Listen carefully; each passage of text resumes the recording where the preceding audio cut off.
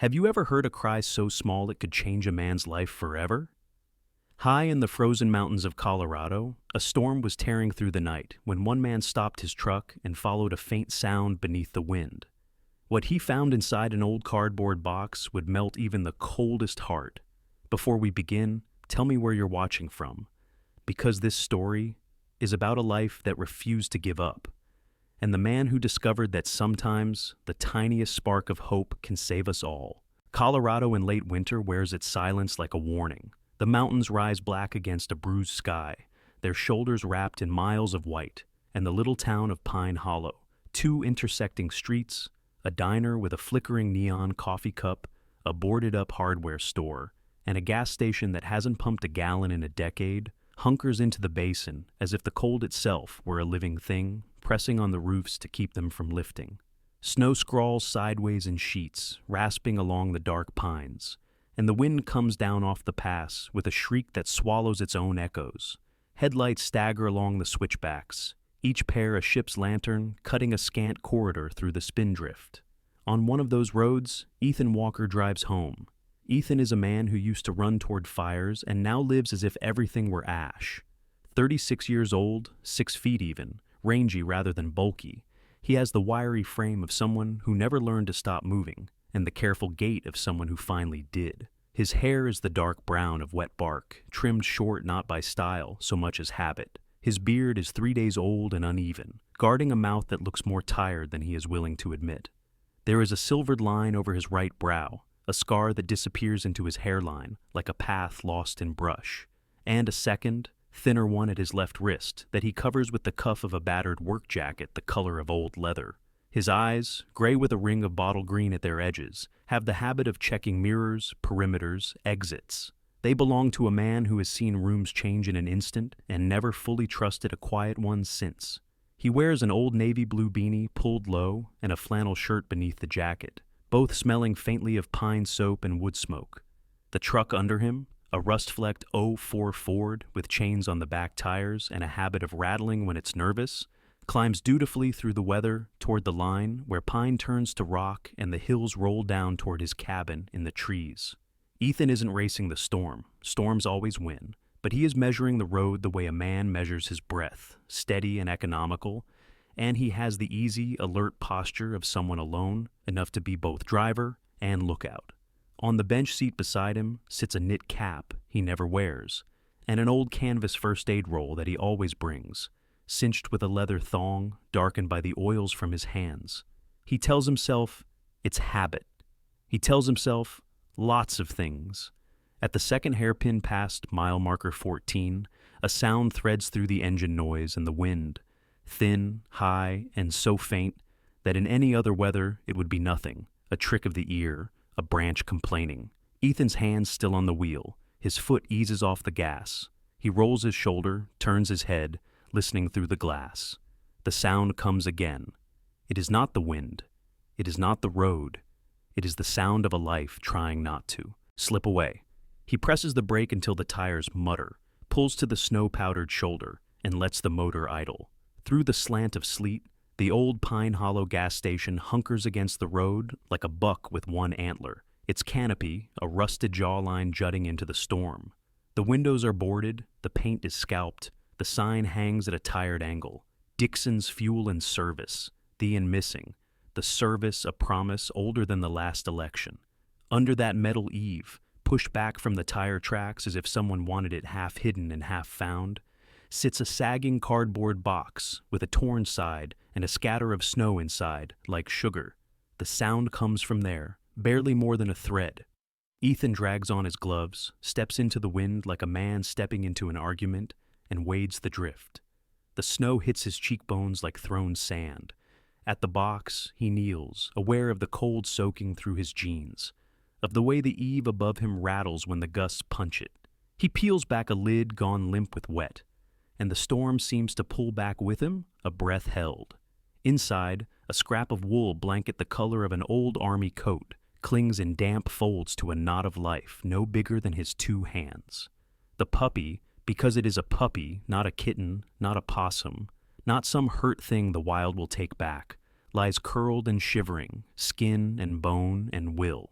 It is a German shepherd by the look of its blunt baby muzzle and the promise of that square, sturdy skull, but newborn enough that its eyes are sealed in tight moon slivers, lashes like soot.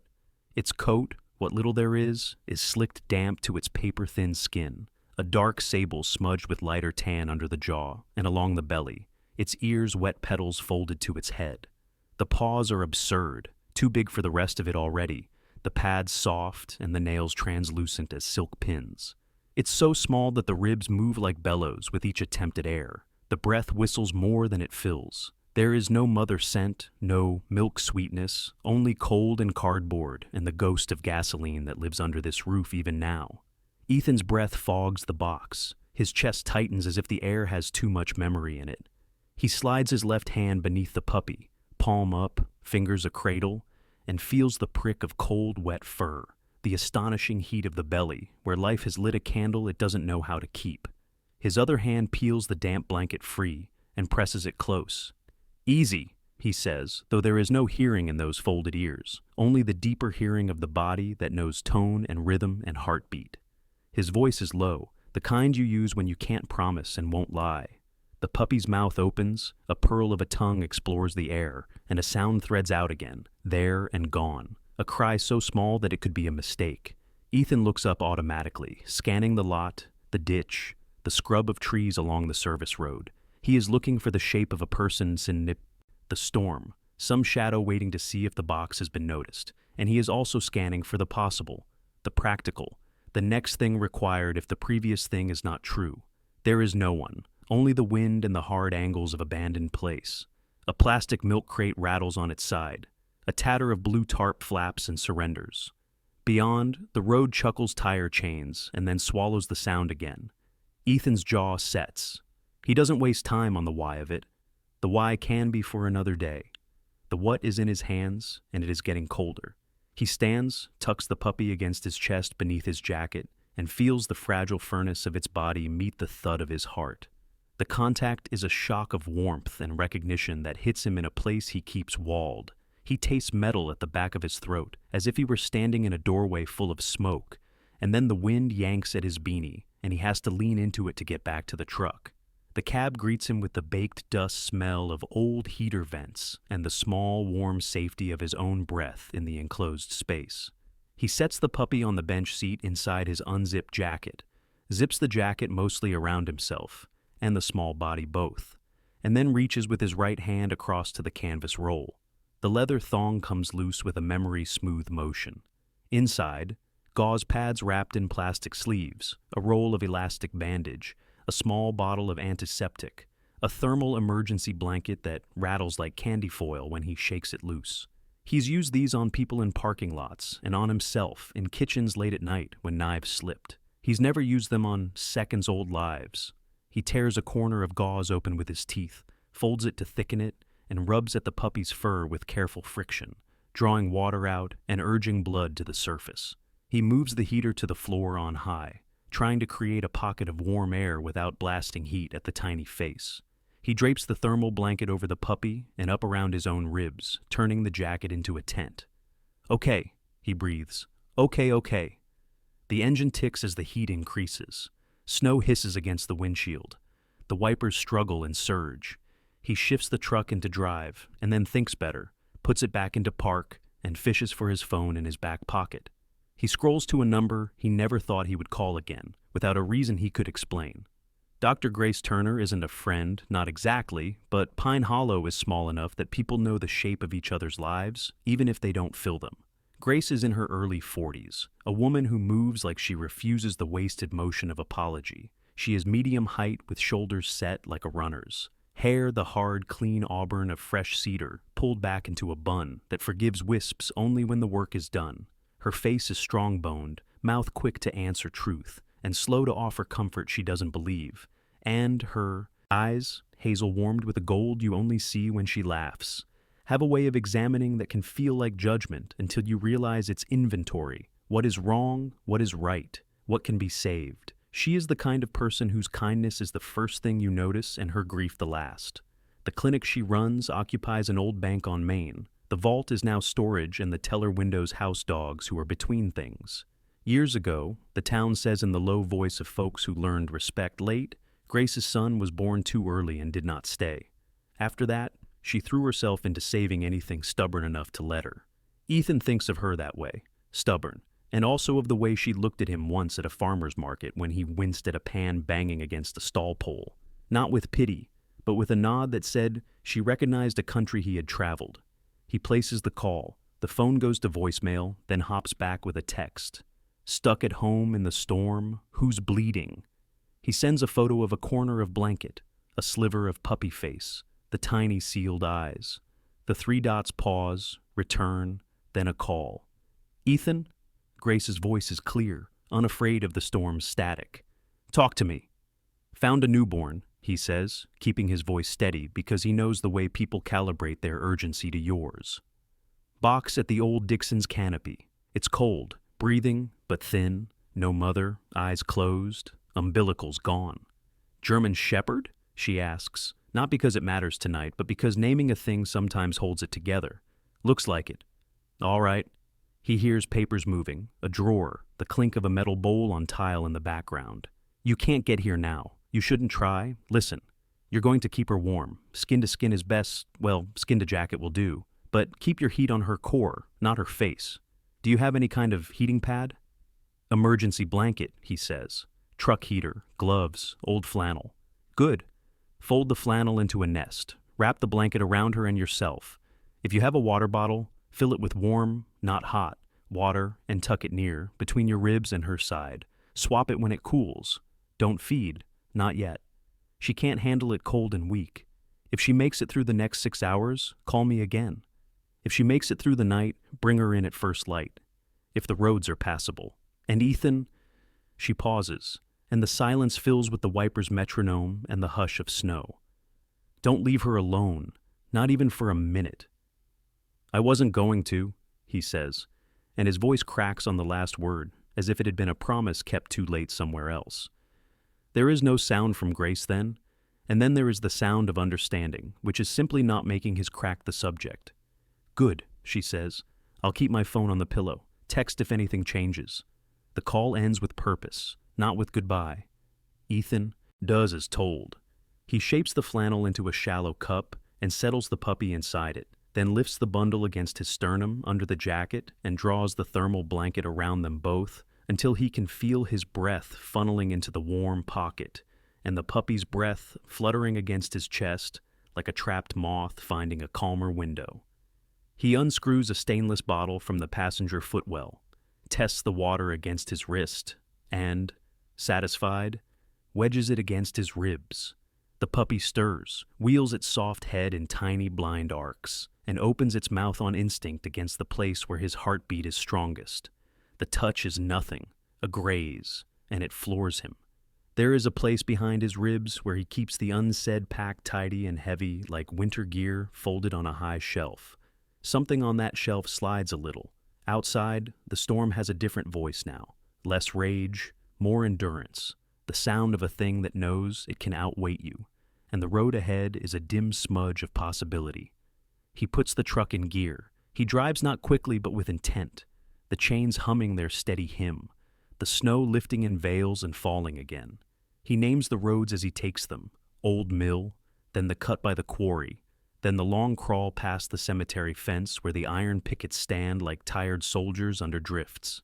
He tells the puppy things he has not said out loud in months, not to relieve himself, but to put weight in the cab, to make the world less hollow, the color of the sky when the fire department ran drills at dusk, and how the hoses steamed when they bled them, the smell of the old gym's rubber floor in high summer, the way his cabin pops in the cold like a hand cracking its knuckles. He talks so that the sound of his voice is one more proof of physics. And the puppy, who does not know language yet but knows the way warmth is a story told by the body, breathes.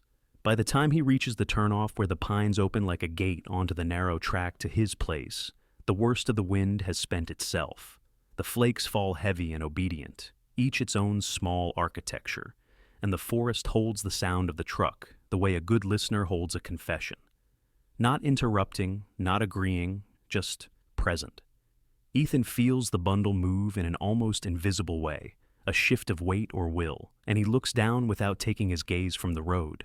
The puppy's chest lifts, lowers. The breath is thinner than he wants. He presses his palm more fully over the small rib cage and swears softly to it and to himself. The cabin appears where it always does, shouldered into the slope with its back to the wind. A single window throwing weak gold from a timer lamp inside that he forgot to reprogram. The porch is a simple thing. Boards, 2 steps, a rail he meant to sand last spring. But tonight, it looks like a promise of edges in a world that has lost them. He parks with the nose of the truck pointed outward, a habit no one taught. Him but time, and kills the engine. The sudden quiet is immense. When he opens the door, the cold presses itself into the cab like a dog that hasn't learned to wait, but the blanket holds its heat. He moves quickly, boot soles squeaking on the packed snow, shouldering the door with a hip and catching it with his heel so it doesn't slam. Inside, the cabin smells of wood and iron and the faint, sweet ghost of last night's stew. The stove is banked low. He coaxes it with kindling, stacking in a lattice the way his father taught him once, without knowing it would be a kind of religion later. He tucks the puppy's nest close, but not too close to the stove, checks the heat with the back of his wrist, nods once to no one, and drags an old armchair near. He shrugs out of his jacket with a tight economy of motion, and then hesitates only a second before tugging his flannel shirt over his head as well. Skin to heat, heat to life. He draws the blanket around his bare chest and the puppy, which makes a sound like a match struck, and then only the faint whisper of oxygen feeding the flame. He leans back in the chair and finds his breath falling into rhythm with the fragile pulse against his sternum. Outside, the wind paces the eaves and then wanders off down the hill. Ethan watches the stove's orange rectangle flex and contract in the glass like a heartbeat answering. He studies the puppy's face, a face that is hardly a face yet, and tries to see the curve where survival tips into future. He doesn't know that he'll be allowed that sight. He knows only that there is a weight in his arms that is lighter than any he has ever carried and more consequential, and that something in him, something that has been refusing the world's invitations one by one, has agreed to be here. He pulls his old wool blanket higher, turns his cheek to rest it on the fine, damp top of the puppy's head, and feels the soft hair prick his stubble, a sensation so tender that it sneaks under every defense he owns. He thinks of Grace's voice. Don't leave her alone, not even for a minute. I won't, he whispers, and his breath warms the kitten-soft ear flap. The lamp by the window hums, the stove wood settles, the storm draws another long board of snow across the world and nails it into place. Ethan closes his eyes, but he does not sleep. He listens, to the wind, to the fire, to the thin, stubborn breath of something that needs him. He doesn't think about what comes next, because next is a luxury. All there is this minute held like a bird in his hands, and the next minute, and the next. He is a man alone in a cabin with a life against his heart, and the night leans in to see what he will do. He decides, without fanfare, without witness, to keep her alive. He decides to take her home. The snow had slowed to a whisper by the time Ethan reached his cabin. The wind no longer howled. It sighed, as if even the storm had grown tired. His truck light swept across the porch, catching the soft drift that had gathered on the steps and the small welcome mat that hadn't welcomed anyone in months. Inside, the cabin greeted him with a breath of cold air, the kind that smells of pine and disuse. He pushed the door closed with his shoulder, careful not to jostle the fragile bundle tucked under his jacket. Ethan's cabin was a single-room dwelling built from thick cedar logs, with a slanted roof and a stone chimney that creaked in strong wind. It wasn't much, but it was safe. 4 walls, a stove, and silence. On one wall hung an old firefighter's helmet, blackened by smoke, next to a photo of a younger Ethan grinning with his arms slung around 3 other men in soot-streaked uniforms.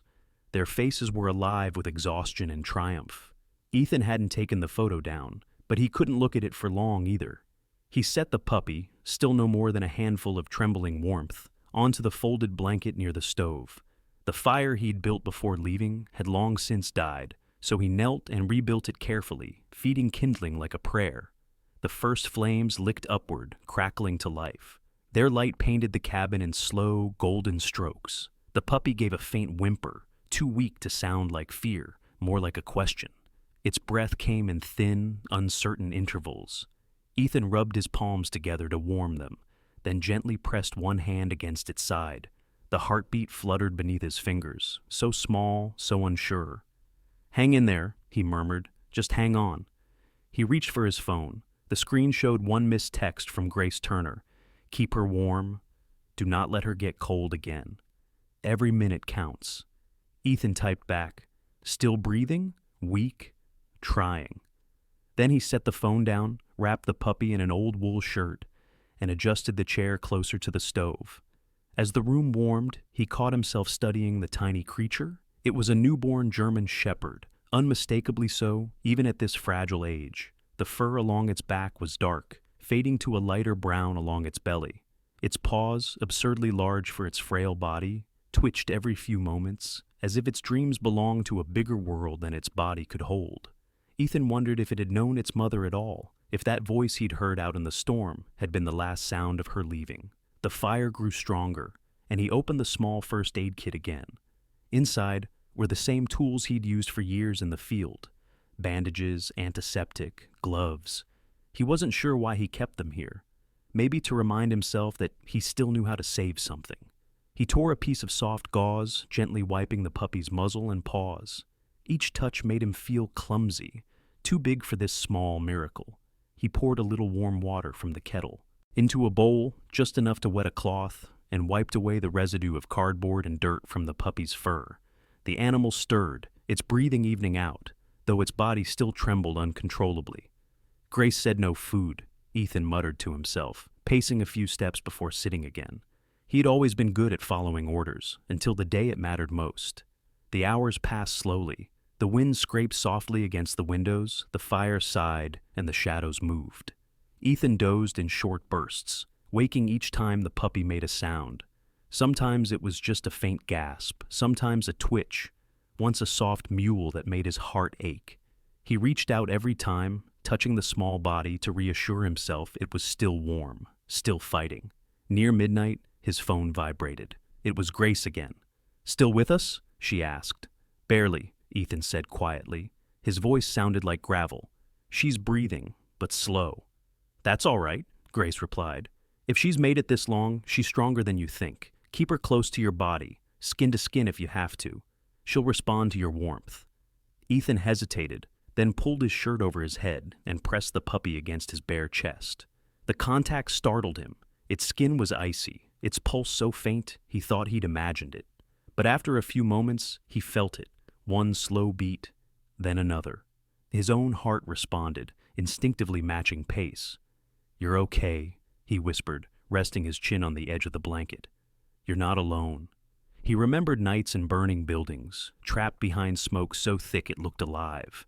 He remembered the sound of collapsing beams, the roar of fire, the desperate search for movement under rubble, and he remembered the day he stopped running into fires altogether, the day a rookie had gone in after him and hadn't come out. Since then, Ethan had lived like a man trying not to be found. But tonight, in the hush of snow and fire, something cracked. A single fragile spark of life on his chest was enough to make the silence hurt less. The puppy made a small, wet sound, half breath, half sigh, and Ethan almost laughed from the relief of it. He tucked the blanket tighter around them both and leaned back, letting the rhythm of the fire steady him. Sometime near dawn, the wind shifted. The storm had spent itself. The snow outside gleamed faintly under a gray sky. Ethan hadn't slept, but he didn't feel tired. He felt watchful. The puppy stirred again, this time with more strength, its tiny muzzle rooting against his skin. He reached for a towel, rubbed the small body gently until its breathing came quicker. The pup gave a faint squeak, and Ethan smiled. A real smile, small but honest. "You've got a bit of fight in you," he said. The kettle hissed on the stove, reminding him how long it had been since he'd eaten. He poured a little hot water into a cup and added a spoon of instant coffee. The smell filled the cabin, bitter and grounding. Outside, the world was turning pale with morning. The pines were draped in frost, and steam rose from the chimney into the air like a soft signal. Ethan stood by the window for a moment, the puppy cradled against his arm. The sight of the forest blanketed in silence made something loosen inside him. Maybe, he thought, there was still beauty worth staying for. The puppy sneezed, a tiny, startled sound, and he laughed softly. "All right," he said. "You win. You're staying." He turned up the fire again, careful to keep the warmth steady. He checked the puppy's belly, making sure it wasn't too cold or too hot. The fur was fluffing out now, drying, glowing faintly gold in the firelight. He couldn't help but talk to her, as if the sound of his voice was another blanket. "You know," he said, "you're tougher than you look. Most of us would have quit by now." The puppy squirmed slightly, pushing her head closer to his hand. "Yeah," Ethan said softly. "I get it. It's hard to breathe sometimes." He didn't realize he was crying until a tear hit her fur. It didn't matter. For the first time in years, he didn't try to stop it. When dawn finally pushed through the pines, the world was still and bright. The fire had burned low, but the air in the cabin was warm, alive. Ethan checked the clock. 6:47 a.m. Grace had told him to call if the puppy made it through the night. He smiled faintly.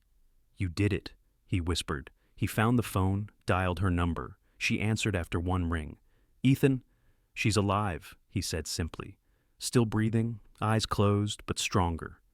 Grace let out a breath that carried more than just relief. It carried memory. "Good.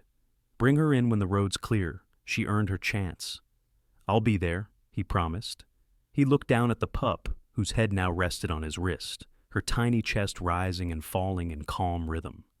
As the first sunlight broke across the snow outside, Ethan sat in the chair by the stove, holding the fragile spark of life that had found him in the storm.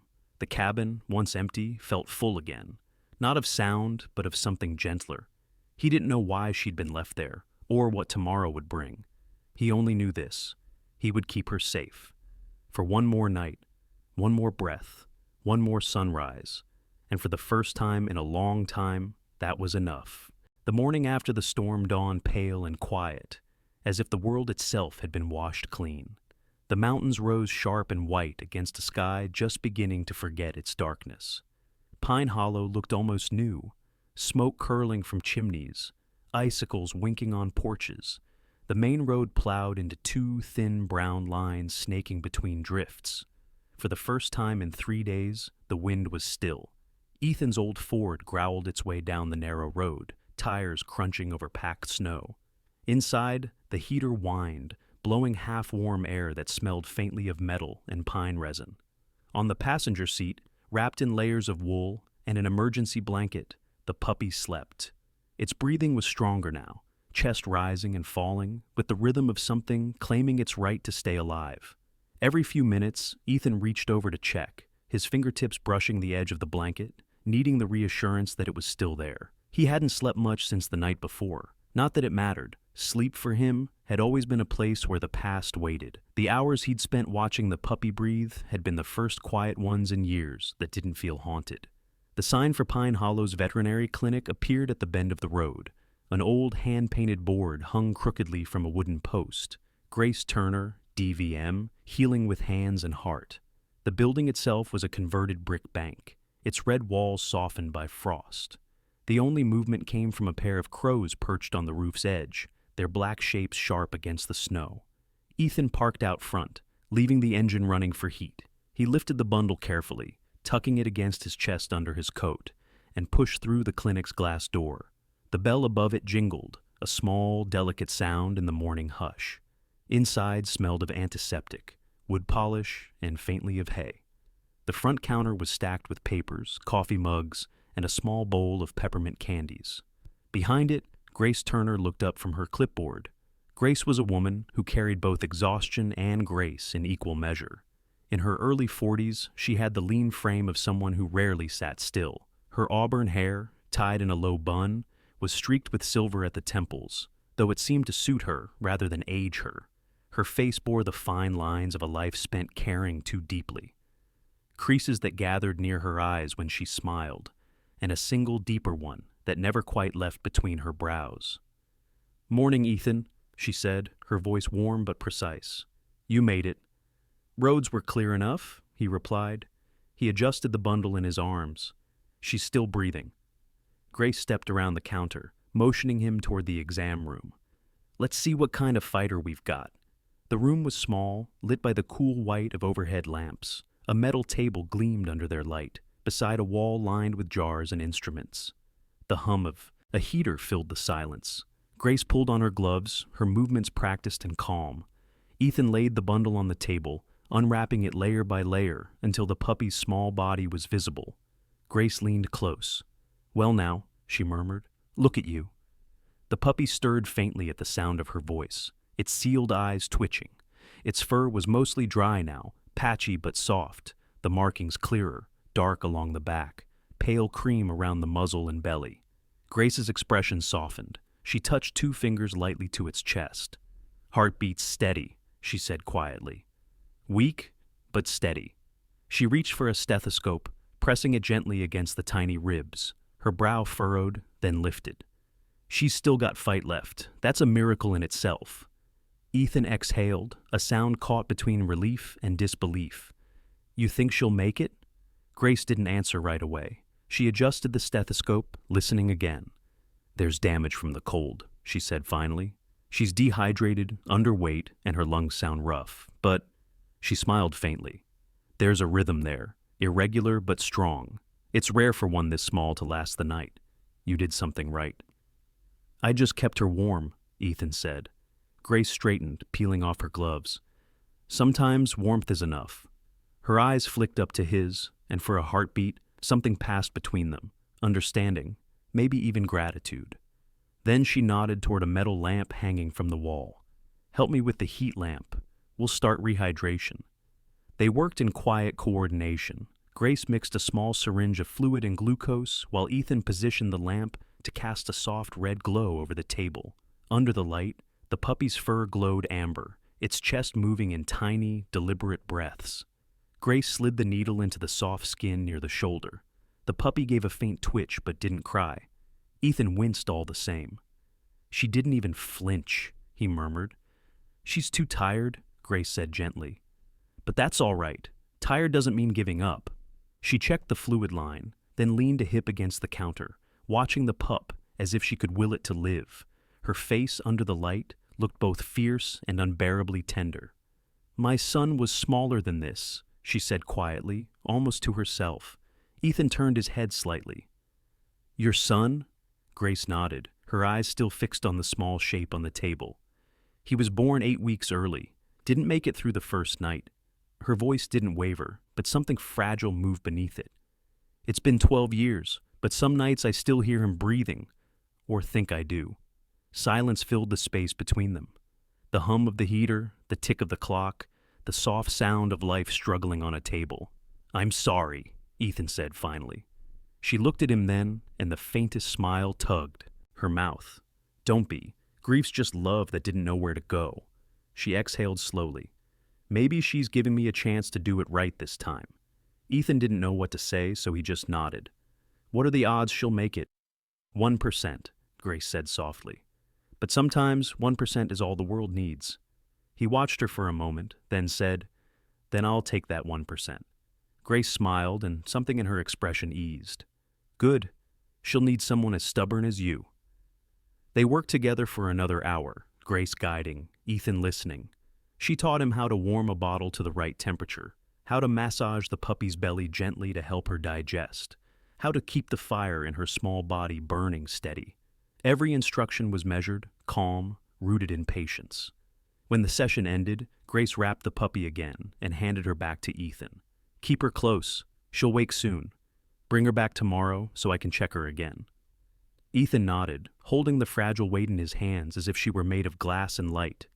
"Thank you," he said. Grace met his gaze. "Don't thank me yet. Thank her if she makes it." He gave a small smile. "I'll do both." As he left, the cold air bit at his face, but the sky had turned from gray to silver. The storm was gone, replaced by a fragile brightness that felt almost hopeful. He opened the truck door, settled the puppy in her blanket on the seat beside him, and started the engine. For a moment, he just sat there, watching the smoke from the exhaust curl upward, fading into the morning air. "You hear that?" he said softly, glancing down at the bundle. 1%. That's what they're giving us." The puppy stirred, shifting slightly in her sleep. Ethan smiled. "Guess that's enough." He drove back toward the forest, the road winding between white hills and sun-dusted pines. The town shrank behind him, its roofs glowing in the pale light. The sound of the truck engine was steady, grounding. As he turned onto the trail toward his cabin, a single shaft of sunlight broke through the clouds, spilling gold across the snow. Ethan looked down at the puppy and whispered, almost reverently, "Hope." The word hung in the air for a long moment before he added, "That's your name now?" The puppy gave a tiny sigh, as if agreeing, and he smiled, the first full smile to touch his face in years. When the cabin came into view, smoke already curling from its chimney, Ethan felt a strange stillness settle in his chest, a warmth that had nothing to do with the fire waiting inside. For the first time since the world had fallen apart around him, he felt like he was driving towards something instead of away from it. He opened the door to his home, stepped inside, and whispered to the sleeping bundle in his arms, "Welcome home, Hope." The week that followed was a long conversation between silence and heartbeat. Pine Hollow remained buried under snow, though the storms had passed, leaving the air brittle and clean. Each morning, sunlight slipped through the frosted window of Ethan's cabin in faint, hesitant strokes, like the world was still remembering how to begin again. Inside, life had settled into a quiet rhythm. The wood stove burned day and night, its orange light painting shifting constellations on the cedar walls. The air smelled faintly of milk, smoke, and pine sap, the scent of warmth fighting back the cold. On the old armchair by the fire, Ethan sat with a blanket across his knees and a tiny bundle asleep in his hands. Hope. The name had come easily after that morning at the clinic, and it had clung to her with strange perfection.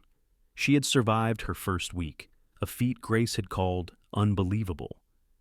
The puppy's eyes were still sealed, her fur soft and sparse in patches, but her breathing was steadier now, each breath a promise that refused to fade. Ethan had learned the delicate rituals of her care, with the same focus he'd once used to hold a hose line steady in a collapsing house. Every few hours, he warmed formula over the stove until it was exactly right.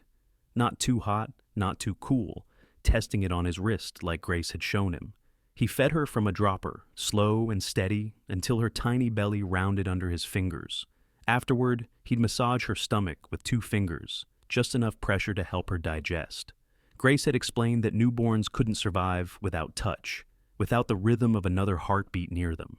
So when Hope slept, he kept her against his chest, the steady thump of his heart her lullaby. Sometimes, in the quiet hours before dawn, Ethan would wake to the sound of her breathing and feel something loosen inside him, a weight he hadn't known how to set down until now.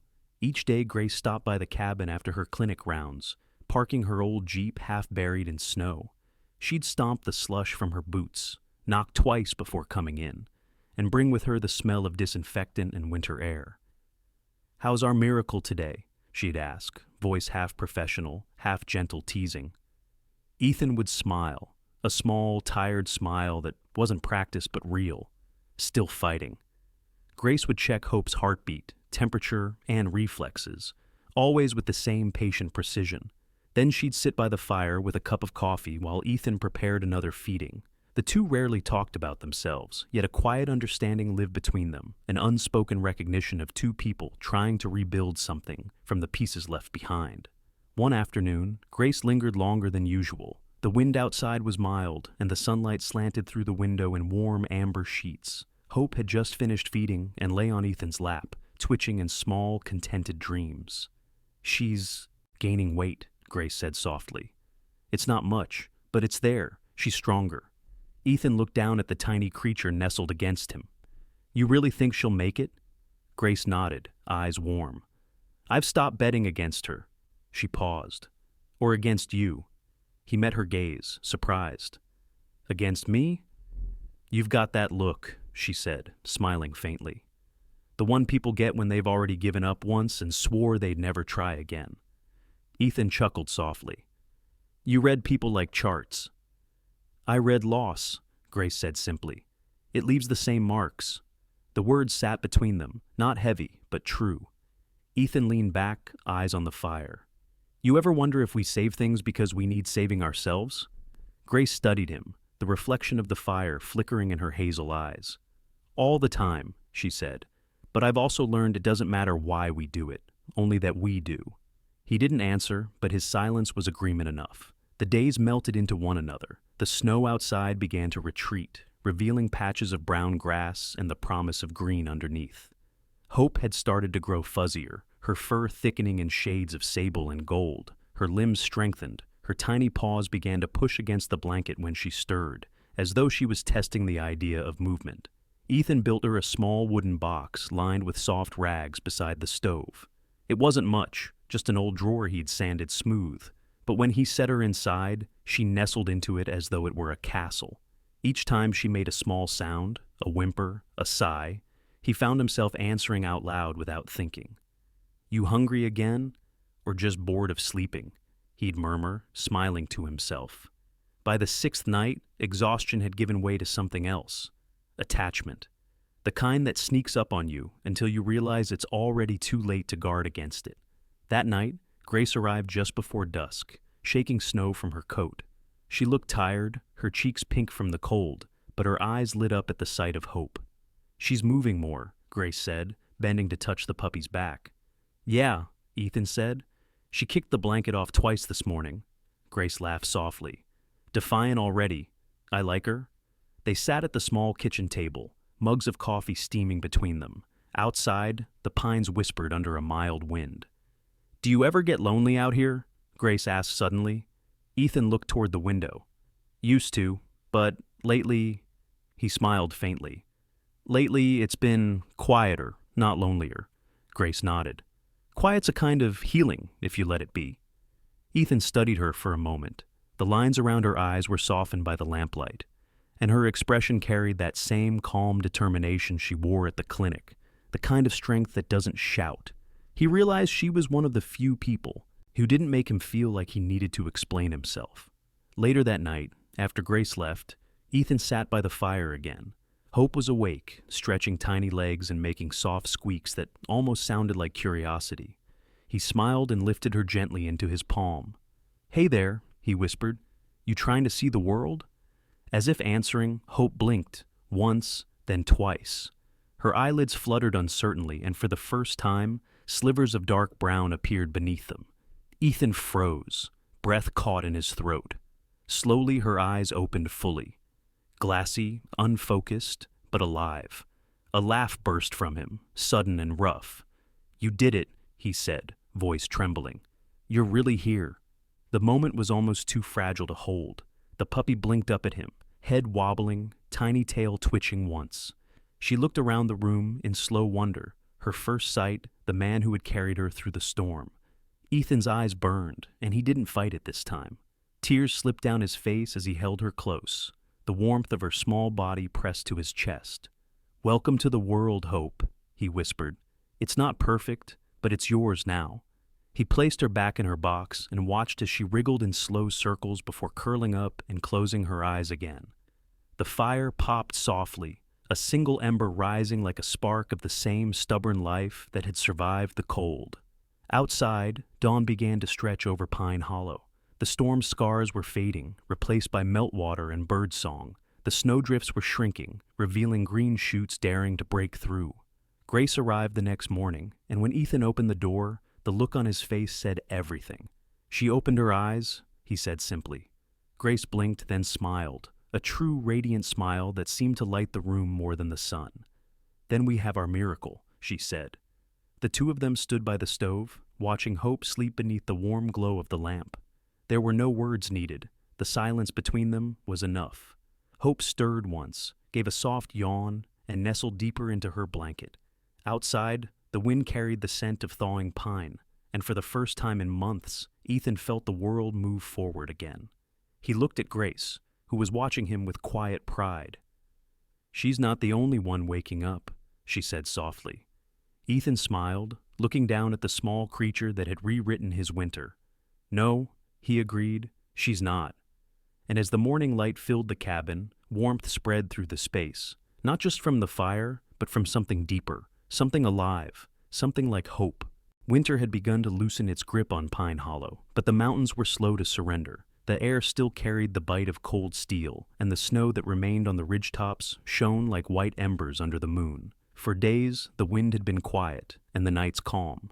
But on the evening the storm returned, Ethan felt it coming before the first flake touched the window. It was the kind of cold that hummed in the walls, an old, restless cold that didn't belong to any single season. The sky had dimmed early, sinking into a heavy gray. The pines groaned under new weight. Ethan stood at the window, mug of coffee cooling in his hands, watching the forest disappear into haze. Behind him, Hope was sleeping in her box near the stove. She wasn't a fragile scrap of life anymore. Her fur had thickened, her paws were strong, and she could stand on wobbling legs, her tail flicking like a small metronome of joy. She'd learned to bark, a soft, surprised sound that always made Ethan laugh. Every morning now, she'd toddle across the rug, sniffing at his boots as if claiming him as her own. But tonight, she wasn't playful. Her breathing had changed. It was subtle at first, a faint hitch in rhythm, a pause that lasted a heartbeat too long. Ethan had noticed it just after dusk. By the time the fire burned low, the sound had deepened into something that made his stomach twist. He knelt beside her box, resting a hand against her tiny chest. Her heartbeat was erratic, strong one moment, weak the next. "Hey," he murmured, his voice low and steady. "You're all right, little one. You're just tired." Hope stirred but didn't open her eyes. A soft whine escaped her, thin and trembling. Ethan's throat went dry. He knew that sound. He'd heard it before, from men who'd fought to breathe through smoke and heat, and had no strength left to call for help. It was the sound of a body losing ground. He grabbed his phone and dialed Grace. She answered on the second ring, voice taut. "Ethan?" "She's having trouble," he said quickly. "Her breathing's shallow, off rhythm. She's not responding." "Check her gums," Grace instructed. "Are they pale or bluish?" He did. His heart dropped.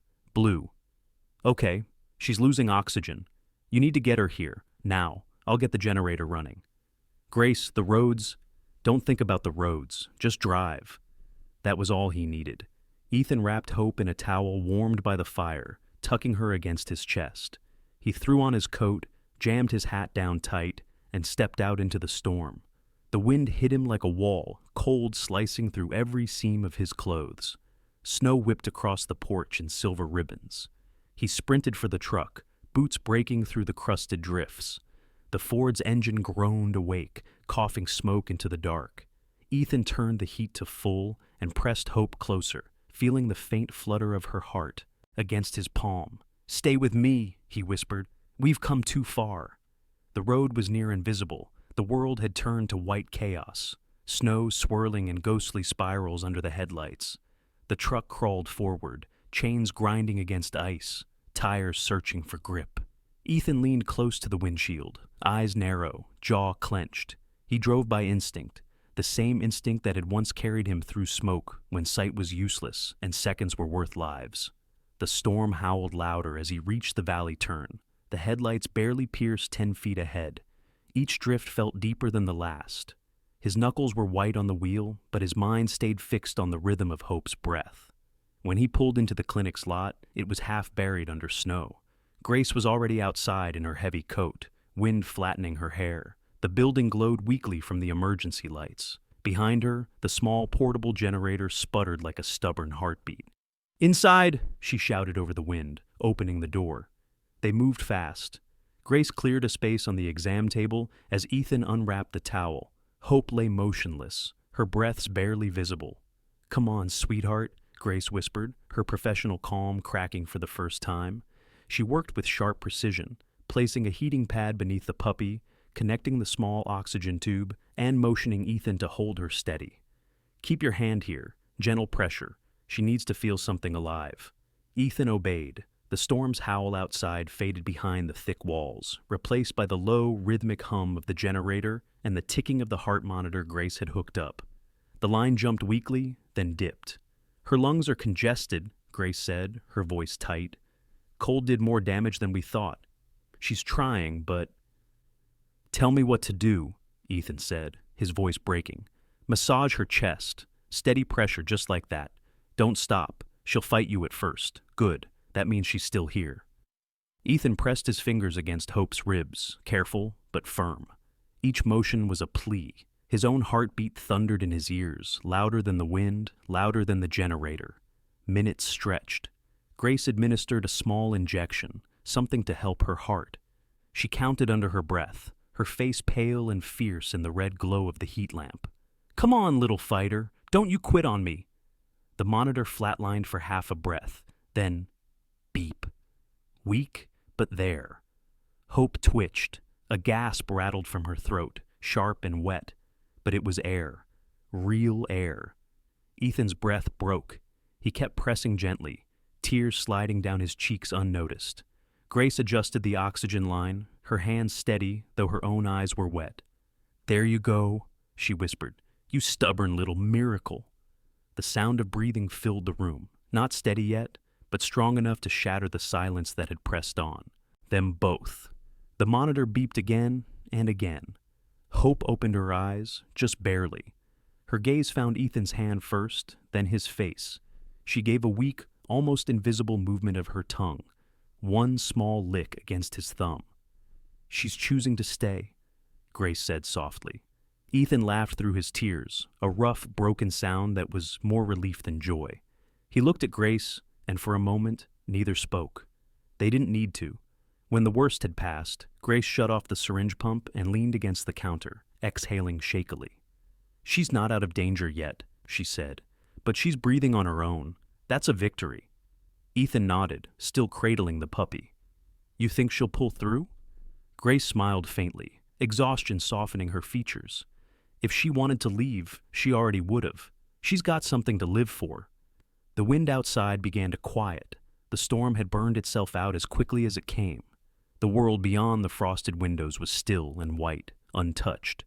Ethan looked down at Hope, now sleeping under the lamp's warmth, her tiny chest rising and falling with determined rhythm. He brushed a finger across her fur. "You did good," he whispered. Grace reached for a blanket, draping it over his shoulders. "You both did." For a while, they sat in silence, two people and one small life suspended between the hush of snow and the hum of machines. When Grace finally spoke again, her tone was softer than the storm's aftermath. "She's more than a dog, you know." Ethan glanced up. "Yeah," he said quietly. "She's proof." "Of what?" "That the world still gives second chances," he said. "If you're stubborn enough to take them." Grace smiled, the corners of her eyes glistening. "Then maybe we're both learning from her." The generator flickered, casting the room in a pulsing red glow. Outside, dawn was beginning to tint the horizon with faint light. The night had passed, and with it, something else, an old shadow in Ethan's chest that finally loosened its hold. He stood, stretching the stiffness from his shoulders, and looked down at the table. Hope slept deeply now, her breathing slow and even. For the first time since he found her, he wasn't afraid to look away. He turned to Grace. "You need rest," he said. She shook her head, smiling wearily. "So do you." "Maybe," he said, eyes softening. "But tonight's not one I'll forget." Grace followed his gaze to the sleeping pup. "No," she said. "None of us will." The clinic was quiet again, except for the steady hum of life returning. Ethan sat beside the table, watching the tiny chest rise and fall. When the first beam of sunlight broke through the clouds, it landed across Hope's fur, turning it gold. He reached out, whispering, "Welcome back." And for the first time since the storm, he felt the full weight of peace, heavy, real, and breathtaking. Spring came quietly to Pine Hollow, the way a shy guest enters a room. The snow receded from the fields in long, uneven breaths, uncovering patches of green that seemed too bright after so much white. The river that had slept beneath ice all winter began to murmur again, carrying with it the sound of renewal. The air smelled different now, wet earth, pine sap, and the faint sweetness of thawing grass. Ethan's cabin no longer felt like a shelter against the world, but a part of it. The windows were open most days, letting in sunlight and bird song. A pair of robins had nested on the porch beam, and he didn't have the heart to chase them off. Inside, the fire burned smaller, more for comfort than survival. On the rug near the hearth, Hope sat upright for the first time without wobbling, her head tilted at a confident angle, her ears finally standing tall. She wasn't the fragile creature from the storm anymore. Her fur had thickened into a beautiful sable coat with streaks of caramel along her chest. Her eyes, once milky and uncertain, now gleamed amber gold, alive, curious, and intelligent.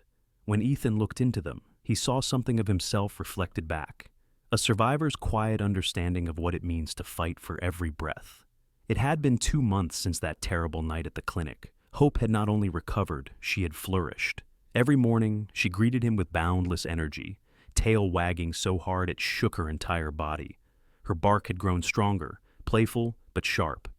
She followed him everywhere, into the woods for firewood, down the trail to fetch mail from the main road, even to the small workshop behind the cabin, where he spent hours sanding old furniture. Grace still visited, though now her reason was less about checking Hope's heartbeat and more about sharing coffee, conversation, and sometimes a laugh. She had taken to calling Hope the storm survivor, and the name had spread around town. The local paper even ran a short article titled "The Puppy Who Survived the Storm."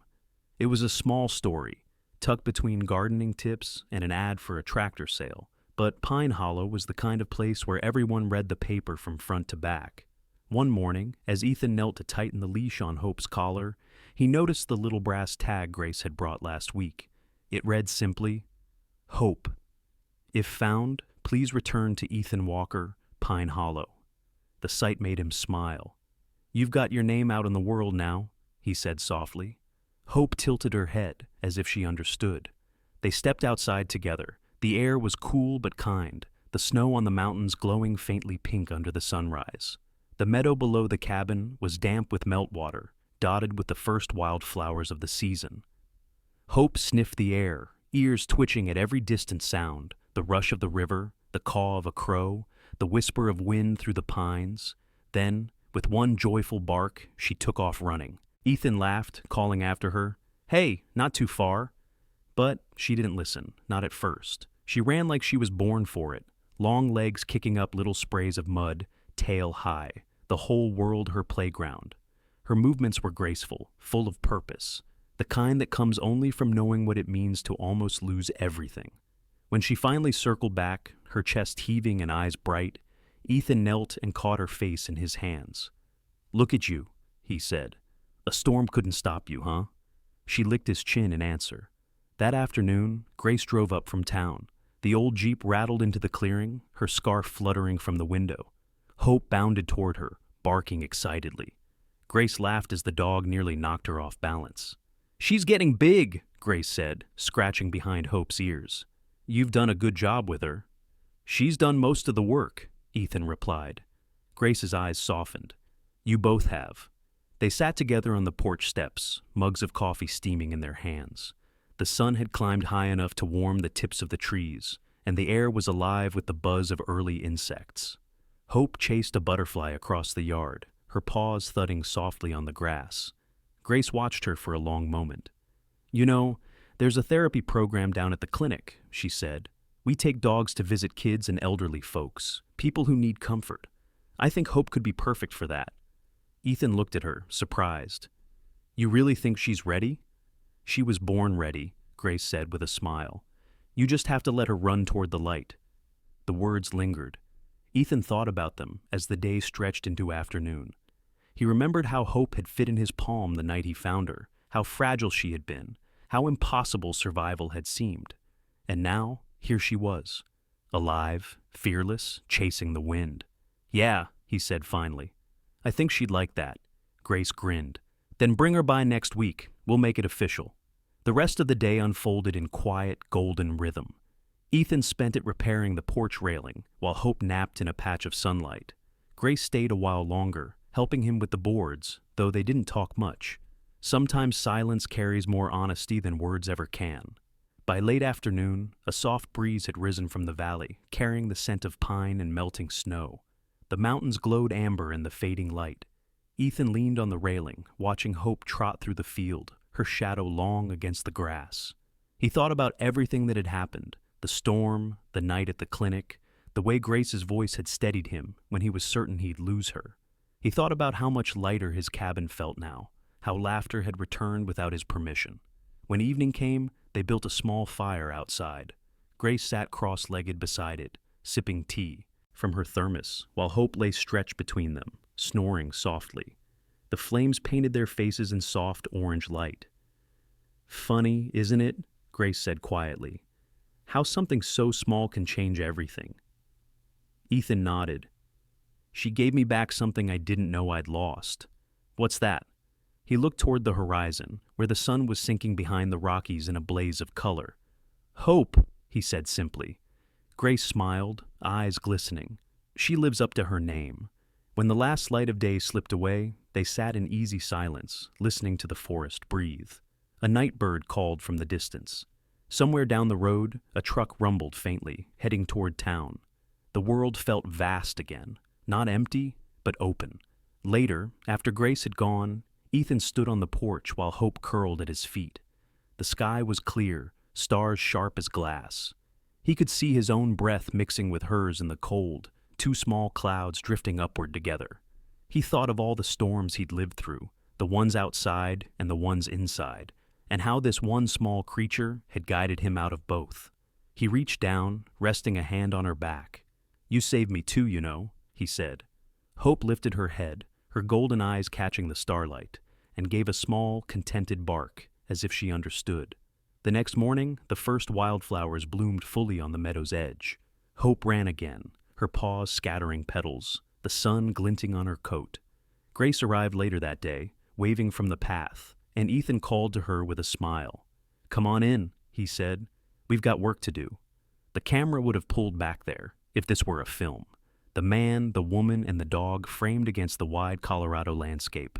Green fields where snow had been, the cabin a small point of warmth, the mountains standing guard behind them. Hope sprinted ahead toward the horizon, chasing the wind, her bark echoing across the valley. Ethan's voice carried softly after her. "Run, Hope. Run toward the light." And as the sun dipped low, turning the world to gold, the screen would fade to black, just the faint sound of her joyful bark, and a song whispering on the wind. Whisper of hope. In the end, this story reminds us that miracles don't always come as thunder or light. Sometimes they arrive in silence, in the heartbeat of a tiny creature, or in the warmth of someone who refuses to give up. Just like Ethan and Hope, we are all given second chances by the grace of God, moments to love, to heal, and to believe again. Let this be a reminder that every small act of kindness is a piece of God's miracle working through us. So, if this story touched your heart, share it with someone who needs a little hope today. Leave a comment below, tell us how it made you feel, and don't forget to subscribe for more stories of faith, love, and redemption. May God bless everyone watching this video, and may His light guide you through every storm. If you believe that miracles still happen, type Amen in the comments.